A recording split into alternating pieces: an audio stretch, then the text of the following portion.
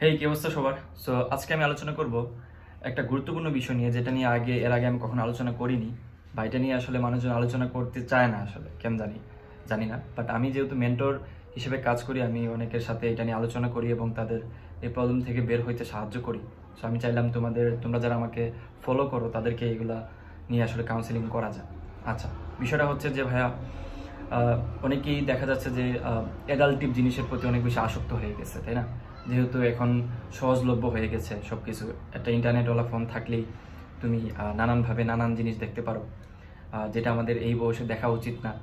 নানান হচ্ছে কি বলা যায়, নীতি নৈতিকতার বিরোধিতা যেগুলা করে সেগুলোও আমরা দেখি, অনেকেই সেটাতে আসক্ত হয়ে গেছে।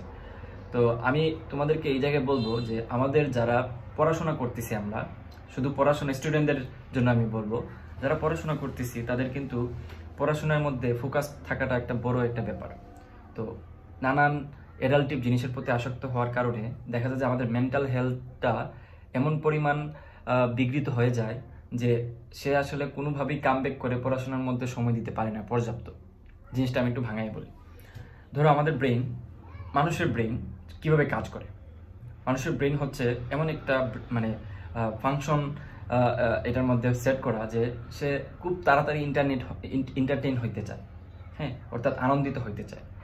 আনন্দিত হওয়ার জন্য সে যেই জিনিসগুলা চুজ করে তার মধ্যে অ্যাডাল্টিভ জিনিসগুলা কিন্তু সবার উপরে থাকে, তাই না?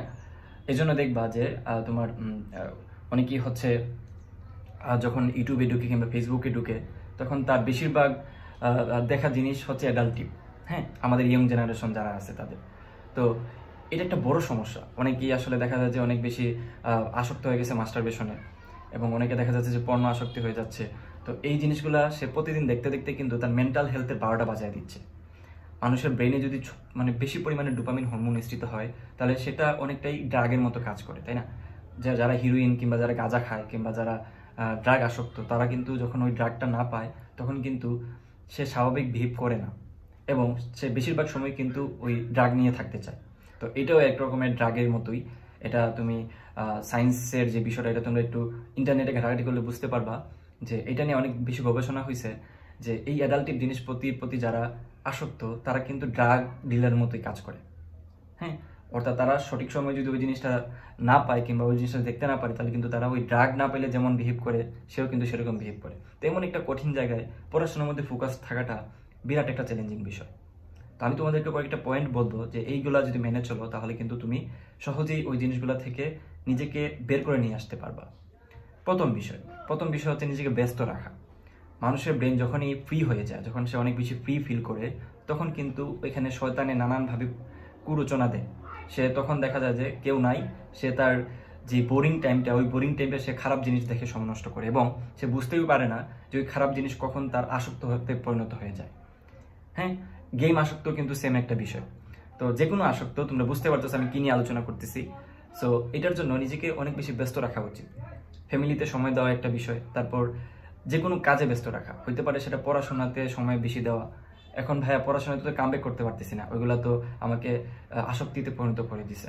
সেক্ষেত্রে তুমি যেটা করতে পারো, তোমার ফ্যামিলিতে তোমার যেই থাকুক, তোমার আব্বু আম্মু আর যারা মেসে থাকে, তাদের যারা বড় ভাই থাকে মেসে, তাদের কাছে তোমার এই যেইটা দিয়ে তুমি আসলে ওই জিনিসগুলোতে ঢুকো কিংবা ওই জিনিসগুলো তোমার সামনে চলে আসে, ফোন, ইন্টারনেটওয়ালা ফোন, ওই ফোনটা তুমি কিংবা ল্যাপটপটা তুমি তোমার পড়ার সময়টাতে তোমার ভাই কিংবা তোমার অন্য, যেটা বললাম, তুমি বাসা থাকলে তোমার আব্বু আম্মুর কাছে জমা রাখবা। বলবা যে আমি 4-5 ঘন্টার ভিতরে আমি কান্না করলেও দিবেন না।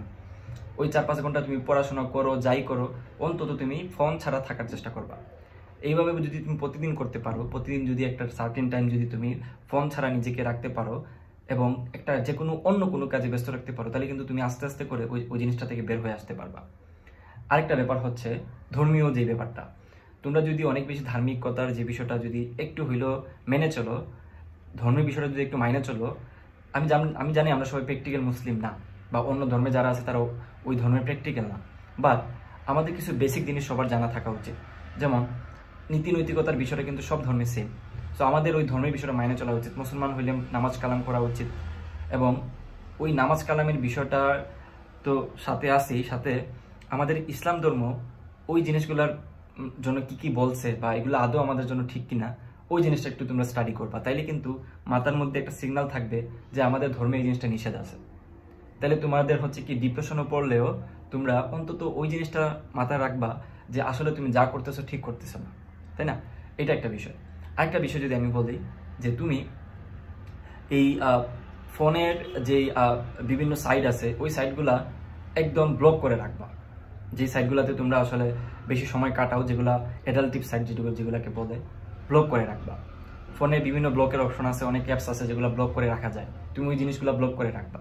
এবং যখন তুমি ইউটিউব কিংবা ফেসবুকে ঢুকবা, সেখানে সেই সকল কন্টেন্ট দেখবা, এই বৃষ্টি একটা অনলাইন জগতের মধ্যে তুমি ওই সেই সকল ভালো ভালো জিনিস সার্চ দিয়ে দিয়ে দেখবা যেগুলো তোমার জন্য অনেক বেশি হেল্পফুল। যেমন বিশ্ববিদ্যালয়, তারপর ভার্সিটিতে কি করা হয়, ভার্সিটিতে কি কি নিয়ে পড়াশোনা করা হয়, বা কোনো একটা ক্যাম্পাসের ভিডিও, কোনো একটা স্টুডেন্টের লাইফের যেই a day of A MIT student, এই ধরনের যে আমি বুঝাইতে পারছি আই থিঙ্ক তোমাদেরকে, যে এই ধরনের কন্টেন্ট দেখবা যেগুলো পড়াশোনা রিলেটেড, যেগুলো দেখলে তোমার ইন্সপিরেশন পাও তুমি। তাহলে আস্তে আস্তে এগুলো যখন তুমি দেখা শুরু করবা ওই খারাপ জিনিস থেকে বের হয়ে, তো তুমি তখন ফোনে ঢুকলেই তুমি দেখবা যে তোমার সামনে ওই ধরনের জিনিস চলে আসছে, তো তোমার ব্রেনের মধ্যে ওই সিগন্যালটা আসবে না। আর যখন তুমি অ্যাডাল্টিভ জিনিস দেখে অভ্যস্ত হয়ে যাবা, তুমি ফোনে গেলেই দেখবা যে একটা অ্যাডাল্টিভ জিনিস আসছে, তোমার ব্রেন বিগড়ে গেছে, তুমি চলে গেলে আগের অবস্থায়। এটা করা যাবে না। তো এইভাবে করে করে কয়েকটা পয়েন্ট বললাম আমি। তো এইভাবে করে করে তুমি নিজেকে আসলে পড়াশোনার মধ্যে অনেক বেশি ফোকাস করতে পারবা, অ্যাটলিস্ট ওই ধরনের খারাপ জিনিস থেকে নিজেকে দূরে রাখতে পারবা।